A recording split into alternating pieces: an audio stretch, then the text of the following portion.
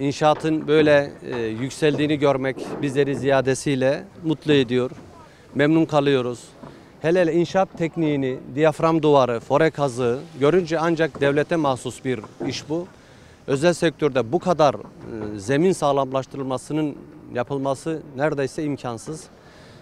Onun için biz ısrarla diyoruz ki rezerv alanlarını çoğaltalım, genişletelim. Rezerv alan ilan edilen bölgelerde tahliyeleri hızlandıralım ki bu şekilde depreme dayanıklı, güvenli konutlarımız, iş yerlerimiz oluşturulsun diye. İnşallah bu hızı diğer alanlarda da görmek istiyoruz. Allah'ın izniyle bu senenin aralığında bitmiş olacak. Burada 594 konut, 493 dükkan ve 256 tane ofisten olmak üzere toplam 1343 bağımsız bölümümüz var. Burada bizim yaklaşık 1100 metrelik bir diyafram duvarımız vardı. Onlar bitti. Yaklaşık 8000 tane bizim fore kazık imalatlarımız var. Fore kazık imalatlarımızda hemen hemen %60'ı mertebesine geldik. Yaklaşık 4800 civarında kazık imalatımız bitti. Şubat'ın sonuna kadar da kazık imalatlarını bitireceğiz.